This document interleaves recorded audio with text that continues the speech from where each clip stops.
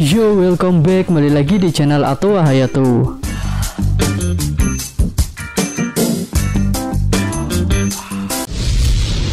Kesenjangan sosial. Di awal One Piece chapter 917 ini terlihat gambaran kehidupan yang sangat berbeda, yaitu antara rakyat di kota Okobore dengan rakyat di kota Bakura. Ada kesenjangan sosial yang sangat tinggi dan bahkan ekstrim, karena warga di kota Okobore menderita kelaparan dan sulit untuk mendapatkan makanan, hingga anak-anak kecil pun tidak bisa makan. Sementara di kota Bakura ada suplai makanan yang banyak serta sehat dan bergizi, karena berasal dari tanah yang tidak tercemar oleh limbah pabrik Kaido. Sepertinya mereka mendapatkannya secara gratis dan tidak perlu membayar. Kebun-kebun yang menghasilkan makanan itu kemungkinan besar adalah kebun yang dulunya dimiliki oleh Raja Oden, yang telah memberikan banyak makanan kepada semua penduduk 20 tahun yang lalu.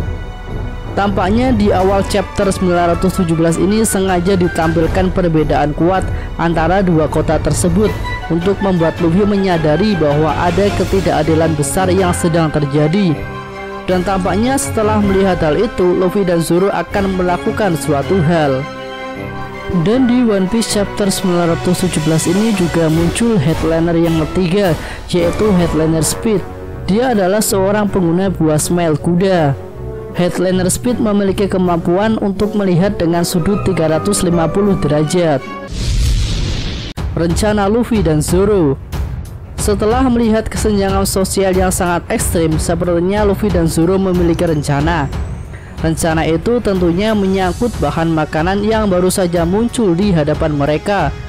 Sepertinya Luffy dan Zoro berencana membawa makanan tersebut keluar kota Bakura, dan sepertinya akan mereka bawa ke kota Okobore, di mana banyak warga yang kelaparan di sana.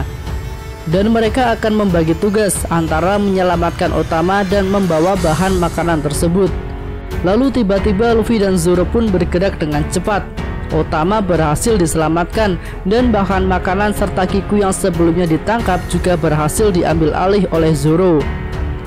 Zoro pun langsung menyuruh Komainu untuk menarik kereta yang penuh dengan bahan makanan tersebut dan segera meninggalkan kota Bakura. Sementara Luffy akan membuat perhitungan dengan Holdem setelah dia berhasil menyelamatkan Otama. Lalu di chapter ini Holdem juga menyinggung tentang Sutenmaru, dan tampaknya Kiku punya hubungan dengan Sutenmaru. Karena ketika mendengar nama Sutenmaru, Okiku pun terlihat sedikit aneh. Apakah Okiku memang ada hubungan dengan Sutenmaru? Sebelumnya kami juga pernah membuat prediksi mengenai hal itu, dan bisa dilihat di video ini. Tampaknya identitas Sutenmaru yang sebenarnya lambat laun akan mulai terungkap. Nama besar Jack. Dalam chapter ini juga kembali disinggung mengenai Jack, yang merupakan salah satu komandan bencana milik Kaido. Nama Jack begitu terkenal di Kuri karena dia adalah pimpinan Kuri yang sebenarnya, dan para headliner serta gifters yang ada di sana tentu hanyalah bawahan Jack. Reputasi Jack yang sangat menakutkan membuat warga sangat ketakutan, dan hal itu berdampak pada ketakutan mereka pada headliner. Karena jika para headliner diganggu, kemungkinan besar Jack akan muncul dan akan menghancurkan kota. Lalu kita juga akhirnya menerima konfirmasi bahwa Jack masih hidup, walaupun kapalnya sudah ditenggelamkan oleh Zunisa. Menurut Okiku, beberapa hari yang lalu Jack muncul di wilayah Kuri. Lalu setelah mendengar nama Jack, Luffy dan Zoro langsung teringat tentang penghancuran yang dilakukannya di Pulau Zu. Namun Luffy menceritakan pertarungan di Pulau Zu itu dengan menggunakan nama-nama hewan, sehingga Kiku tidak memahaminya. Tampaknya Kiku tidak mengetahui misi Jack ke Pulau Zu, dan mungkin saja sebagian besar penduduk Wano tidak mengetahuinya. Dan sepertinya itu adalah misi rahasia. Mungkin yang mereka tahu hanyalah Jack diserang oleh monster raksasa dan kapalnya rusak, lalu Jack tenggelam ke lautan. Namun dia bisa selamat dan beberapa hari yang lalu muncul kembali di wilayah Kuri. Kemungkinan Jack adalah komandan pertama yang menjadi lawan aliansi topi jerami. Entah Jack akan dilawan Luffy ataukah Zoro atau bahkan yang lainnya. Law versus Hawkins. Salah satu hal menarik lainnya di chapter ini adalah pergerakan Law yang sangat berani menghadang Basil Hawkins. Tampaknya memang tidak ada cara lain selain menghadang Hawkins sebelum dia sampai di pusat kota dan bertemu dengan Luffy, karena hal itu akan membuat keributan menjadi semakin membesar. Namun Law tidak menunjukkan identitasnya begitu saja. Dia menggunakan penutup kepala dari jerami agar wajahnya tidak terlihat oleh Hawkins. Tetapi tampaknya Hawkins menyadari kalau pria berpenutup kepala di depannya adalah orang yang kuat. Lalu apakah akan ada pertarungan antara mereka berdua?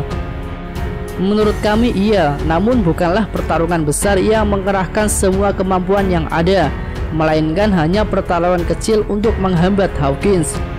Memang sebelumnya Law bertekad akan menyingkirkan Hawkins, namun kami rasa tujuan Law itu akan berubah ketika melihat Zoro dan Kiku melintas keluar kota Bakura. Karena Zoro dan Kiku memang berencana membawa kabur makanan-makanan tersebut, tentunya mereka akan menuju keluar kota Bakura dan akan melintasi Law dan Hawkins.